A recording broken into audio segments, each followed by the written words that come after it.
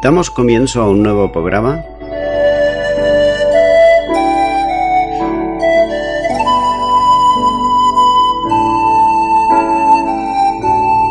Servidores de Dios. Quien te habla es Manuel Cornejo.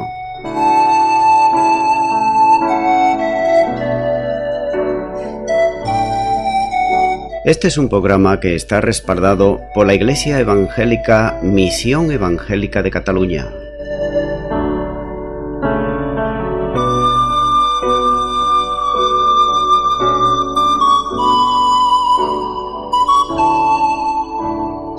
Estamos situados en la ciudad de Sabadell, en la avenida Matadepera número 239.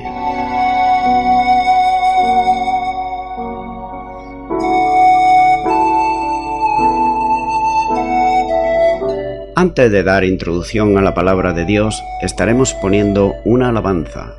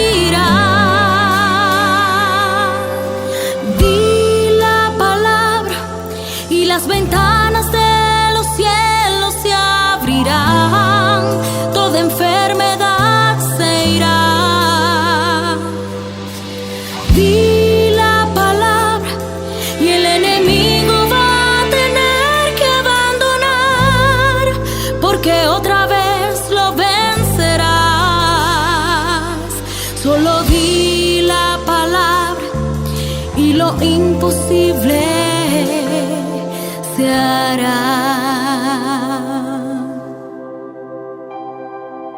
No hay otro Dios,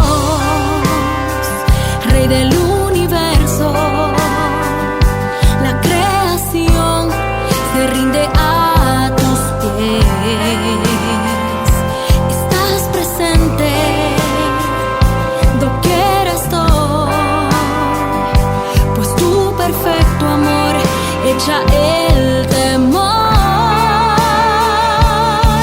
Nada me faltará en mi caminar. Tu palabra, Jesús, me sostendrá. Di la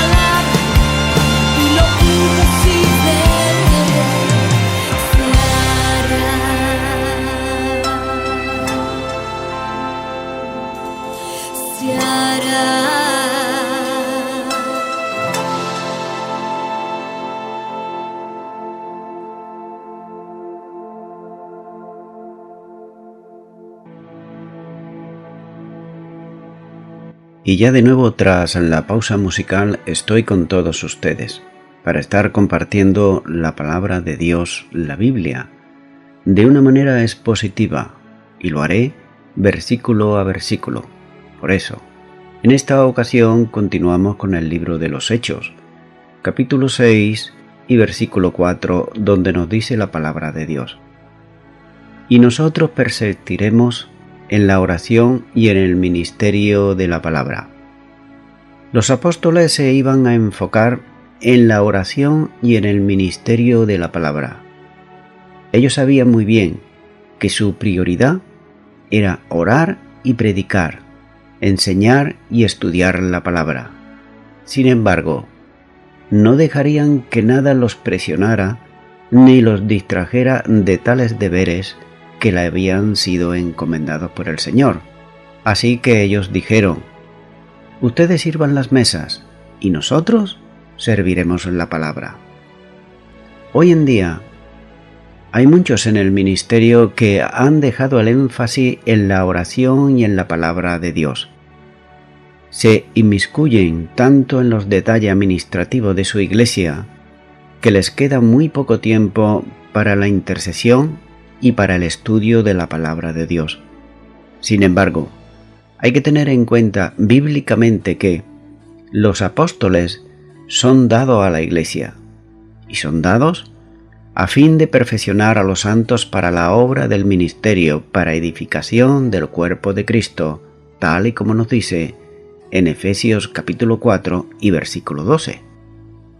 Por tanto, los ministerios han sido dados a hermanos, o dicho de otra manera, el llamado al ministerio fue dado en la iglesia para hacer madurar a los santos, en el fin de que ellos puedan crecer en la obra del ministerio. Al descuidar ese llamado, condenan a su congregación a languidecer en una infancia espiritual, ya que no estudian la palabra de Dios con el tiempo que deberían de estudiarla y también la oración. Así que los programas no son sustituidos para el poder de Dios y de su palabra. Aquellos a quienes Dios ha llamado al ministerio de la oración y de la palabra deben de hacer de esto su prioridad. La oración y el ministerio de la palabra son inseparables, ya que la oración debe impregnar la preparación del sermón de un predicador, o sus sermones serán simplemente superficiales, secos, y también deben de orar constantemente para que los creyentes apliquen esas verdades bíblicas enseñadas. Y muchas veces cuando se está predicando la palabra de Dios, que no haya distracciones, es decir, que a los que están escuchando no le entre la palabra por un oído y le salga por otro, sino que llegue a lo más profundo del corazón y allí quede arraigada. El hombre de Dios también debe de orar a fin de ser un canal puro sin ninguna contaminación, con el fin que a través del cual la verdad de Dios pueda fluir libremente por toda la congregación. El más grande comunicador de la palabra de Dios que ha vivido fue el apóstol Pablo, ya que fue un hombre dedicado completamente no solamente a la predicación de la palabra de Dios, sino primeramente a la oración. Vayan ahí algunos ejemplos. Él aseguró a los romanos, en Romanos 1:9, porque testigo me es Dios a quien sirvo en mi espíritu y en el evangelio de su Hijo, de que sin cesar hago mención de vosotros siempre en mis oraciones. A los efesios le dijo en Efesios 1:6, no ceso de dar gracias por vosotros, haciendo memoria de vosotros en mis oraciones. Y a los filipenses le escribió en Filipenses 1:4, siempre en todas mis oraciones, rogando con gozo por todos vosotros. Y también por la iglesia de Colosa se preocupaba constantemente, cuando le dice en Colosenses 1:3. Siempre orando por vosotros, damos gracias a Dios, Padre de nuestro Señor Jesucristo. Así que, la pasión de Pablo por la palabra de Dios solamente es igualada a su devoción también por orar. El compromiso de los apóstoles de dedicarse a su ministerio estableció el modelo a seguir para todos los discípulos que vendrían después. El ministerio exige compromiso total. Todo lo que alguien tiene para dar, tiene que darlo en el ministerio hacia el Señor. No hay sustituto para el trabajo duro y la disciplina. Una vez, un hombre joven quedó impresionado al escuchar al predicador de la palabra de Dios, que él llevaba ya muchos años en el ministerio, y le dijo a este joven lo siguiente: yo daría el mundo entero por poder predicar la Biblia igual que usted lo hace. El predicador, mirándolo fijamente a los ojos, le replicó: muy bien, porque eso es exactamente lo que te costará toda la vida. Continúo ahora con Hechos capítulo 6, versículo 5, donde sigue diciendo la palabra de Dios. Agradó la propuesta a toda la multitud, y eligieron a Esteban, varón lleno de fe y del Espíritu Santo, a Felipe, a Procoro, a Nicanor, a Timón, a Permenas y a Nicolás, prosélito de Antioquía. En los versículos que siguen a continuación, que son el 5 que acabo de leer y el 6, hallaremos la elección de los primeros diáconos. Así que vemos que la propuesta de los apóstoles, acompañada de la razón en que la sustentaba, agradó a todos los discípulos. Nuevamente es necesario destacar que la Iglesia era informada, no estaba en la ignorancia, así que no sólo de las decisiones de los apóstoles, sino que esto ponía delante de la congregación las propuestas que consideraban necesarias y de primera necesidad, y en este caso lo era. Así que argumentaban las razones y pidiendo la colaboración de todos. No se tomaban acuerdos al orden práctico sin antes exponer a la congregación las causas por las cuales se tomaban. Recuerdo que la Iglesia no era de los apóstoles, sino que la Iglesia era y sigue siendo del Señor Jesucristo. Es por eso que en esta ocasión la Iglesia se identificó plenamente con la propuesta de los apóstoles. El texto griego enfatiza que les agradó, es decir, que estuvieron de acuerdo con lo que los apóstoles le estaban proponiendo, denotando aquí una armonía, una unidad espiritual entre los apóstoles y la congregación. Con aquellas decisiones las tensiones en la Iglesia quedaban superadas. Ahora bien, podemos nosotros hacer ahora aquí una reflexión. ¿Qué hubiera pasado si los apóstoles hubieran hecho esto en secreto y lo hubieran ellos elegido o lo hubieran ellos puesto? Posiblemente lo hubieran aceptado, pero casi que seguro no había esa unidad en el espíritu. Y esto nos debe de animar a consultar muchas veces a la Iglesia aquello que cree que puede ser bueno o no lo puede ser, porque te recuerdo que la Iglesia siempre es soberana y muchas veces los pastores están de paso, pero la Iglesia sigue estando en el mismo lugar y en el mismo sitio, los mismos hermanos durante años y años, pero como he dicho, los pastores pueden pasar, pero la Iglesia es soberana. Así que los discípulos siguieron las instrucciones de los apóstoles. Comenzaron a buscar entre sus miembros a los que reunían las condiciones establecidas para ocuparse en el oficio del diaconado y en la distribución de las ofrendas para las viudas. ¿Por qué debían ellos de preocuparse y buscar ellos entre los hermanos? Porque nadie mejor que ellos se conocían los unos a los otros.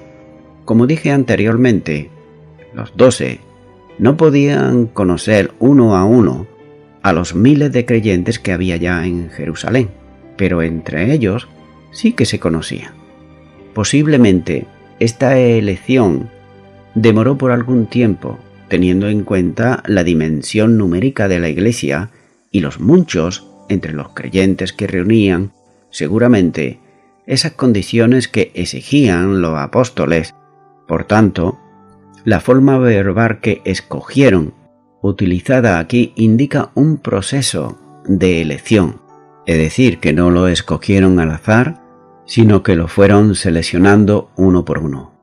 Vemos también que la elección que hubo y los que presentaron, todos ellos tienen nombres griegos, y sin duda alguna procedían del grupo de creyentes de habla griega. Con toda certeza, esto muestra la gracia de Dios y la obra del Espíritu Santo en los corazones de los creyentes también de habla hebrea, ya que ellos eran mayoría, pero escogieron todos los diáconos del grupo de la minoría, es decir, de habla griega. Estos 7 estarían a cargo de la administración de los fondos para los necesitados de ambos grupos. Así, no habría posibilidad de que los creyentes de habla griega tuvieran ya más quejas. Así que vamos a ver los 7 uno por uno. En primer lugar, Esteban. Su nombre significa corona de vencedor.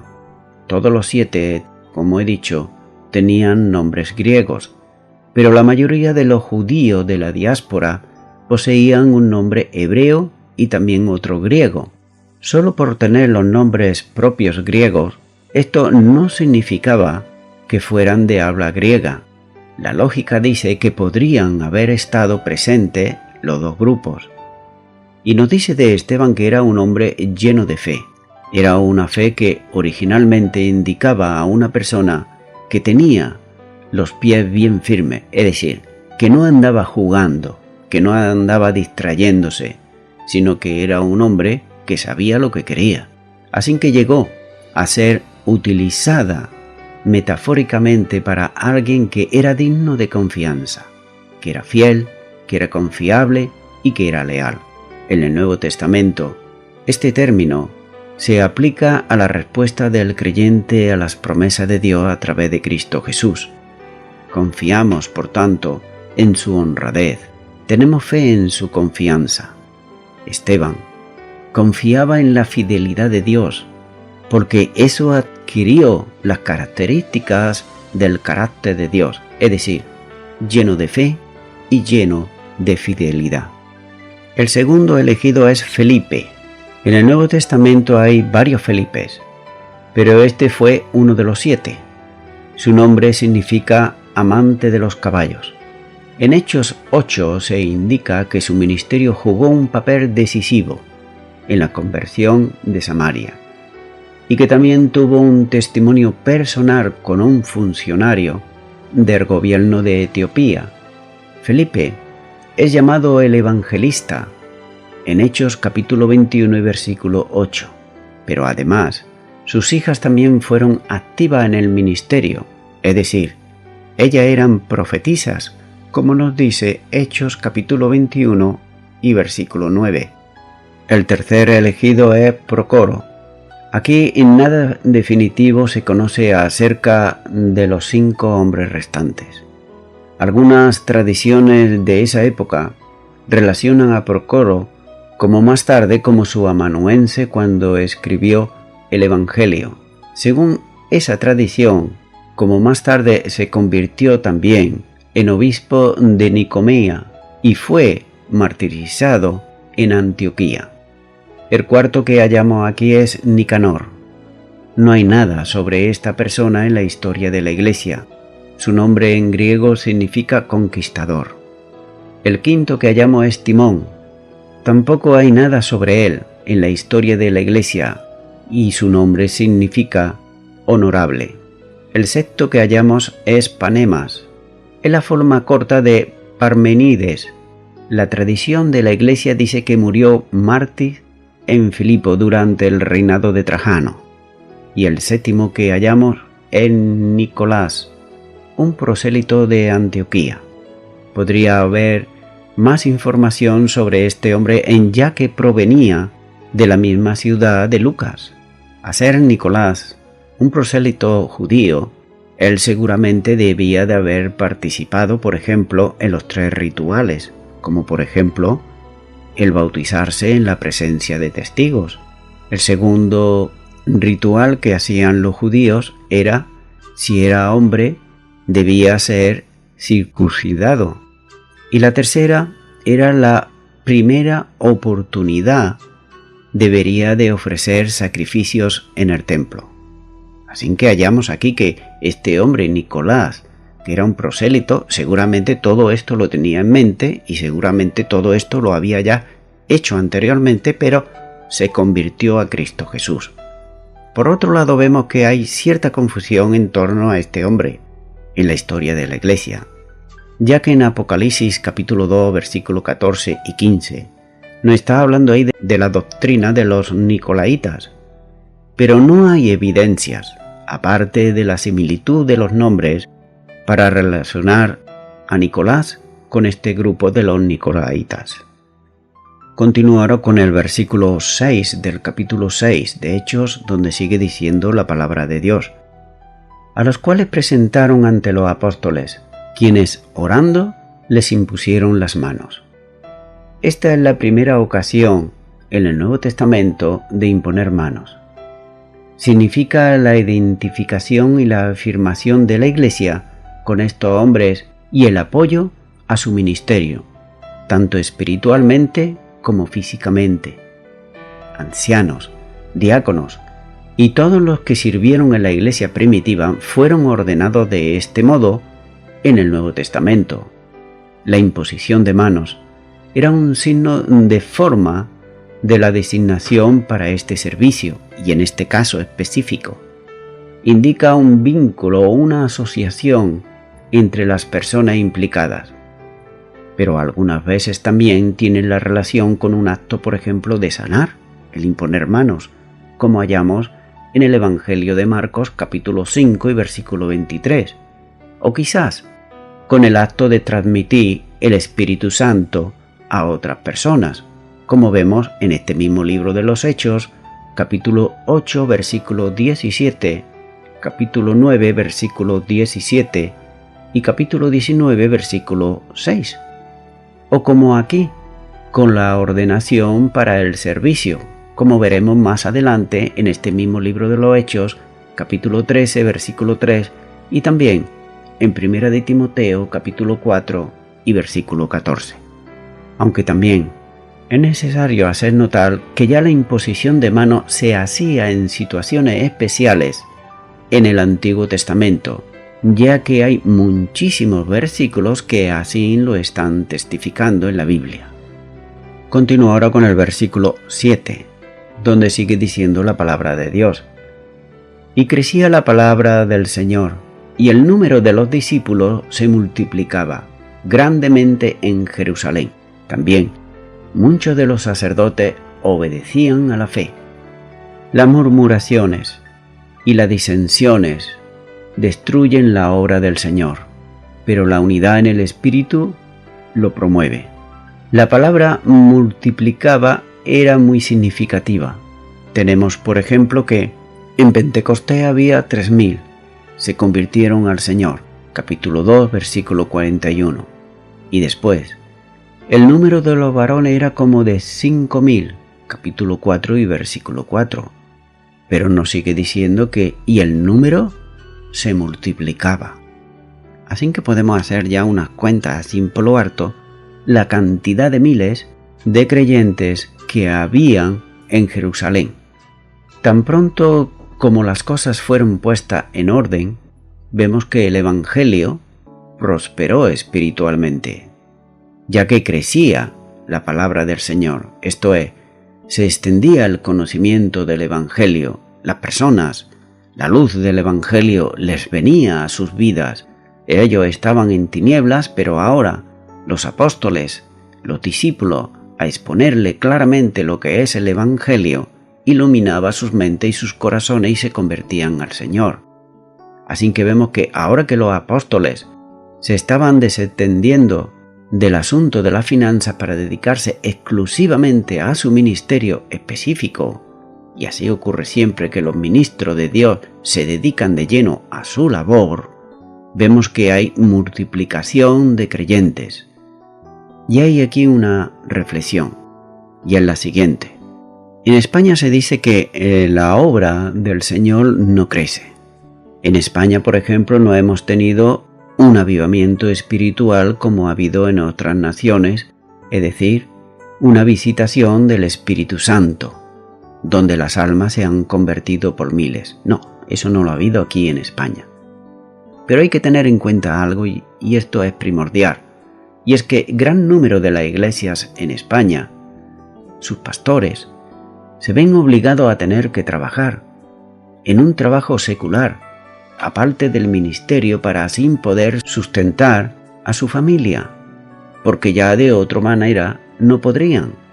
Así que el resultado es que deben sacar tiempo para la oración y el estudio. ¿Y cómo deben de hacerlo? Pues simplemente durmiendo menos horas de lo habitual. Y esto influye en un cansancio que se va acumulando lentamente, pero que es progresivo. Y no solamente eso, sino que no dedican a su familia la atención que debieran. Y también la palabra, aunque el Señor sabemos que ayuda, que el Señor prepara los corazones, si estos pastores dedicaran el tiempo exclusivamente a la oración, al estudio de la palabra, a visitar a los hermanos que tienen necesidades espirituales, la cosa sería muy, pero que muy distinta, ya que ese tiempo que están en el trabajo secular lo podrían dedicar plenamente para la obra del Señor. Y esto es lo que le estaba ocurriendo precisamente a los apóstoles, pero vemos que cuando escogen aquí ya a estos hermanos, vemos que las bendiciones del Señor se hacen notar, como en conversión de almas.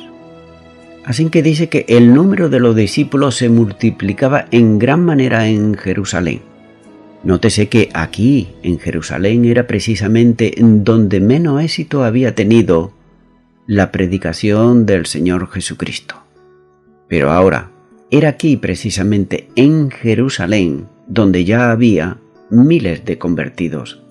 Y es que Dios siempre tiene un remanente, aún en los peores lugares.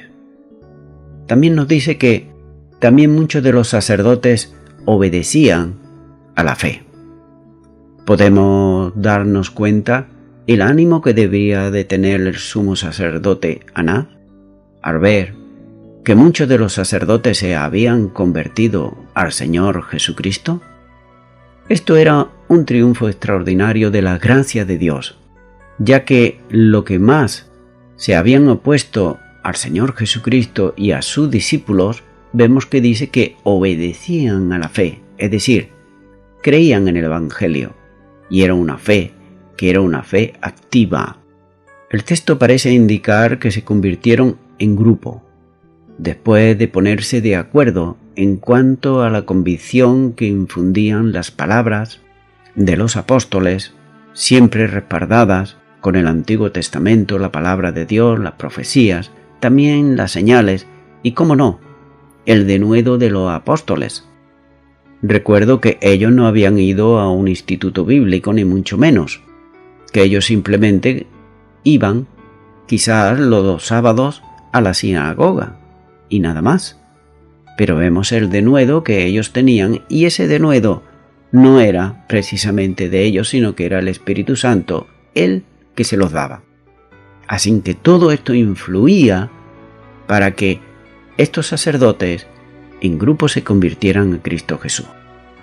También vemos que cuando está hablando aquí de los sacerdotes, se trata sin duda de sacerdotes en general, ya que hay que distinguir netamente entre dos sacerdotes en general.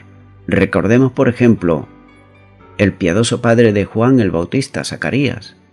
Pero por el otro lado vemos la orgullosa casta de sumos sacerdotes, tan apegada a sus intereses materiales y financieros, que formaban una oligarquía tiránica totalmente opuesta al Evangelio. Voy concluyendo con esto.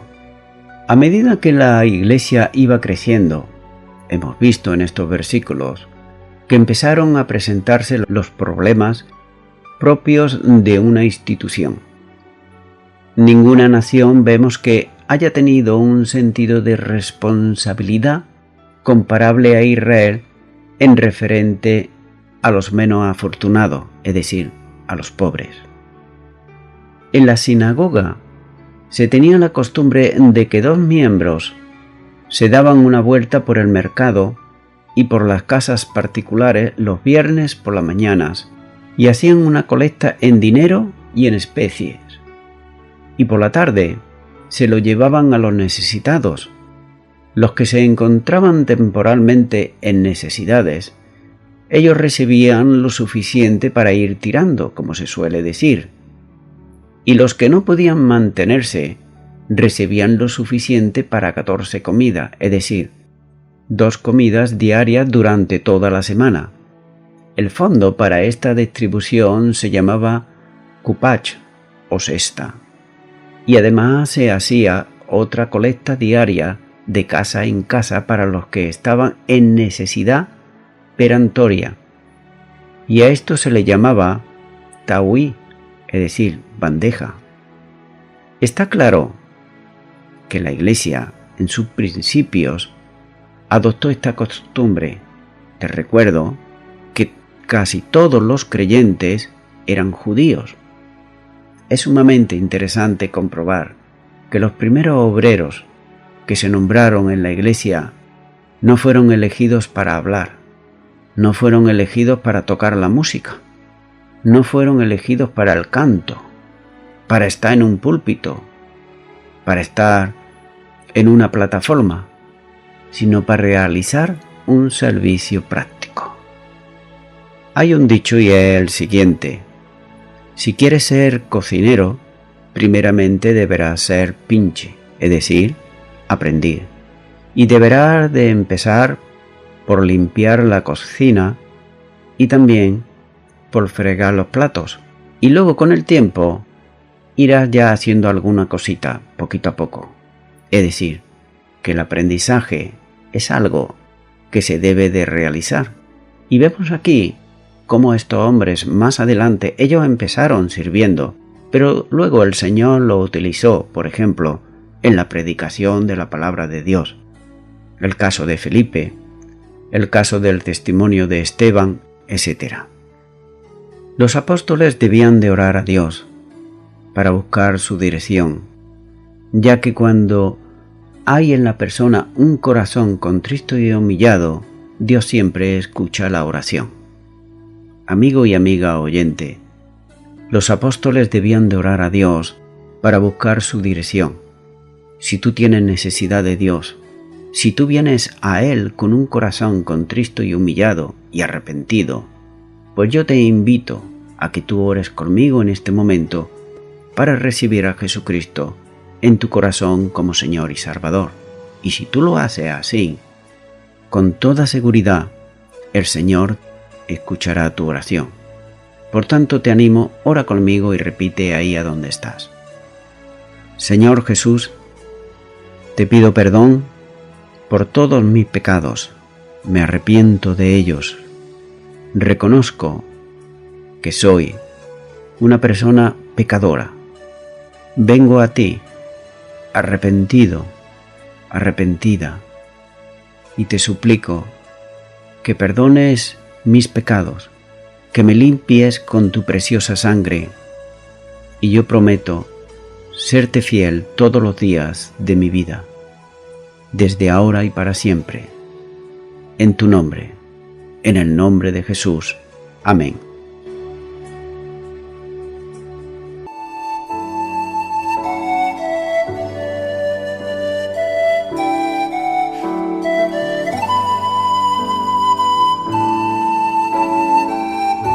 Te recuerdo que estamos situados en la ciudad de Sabadell, en la avenida Matadepera 239.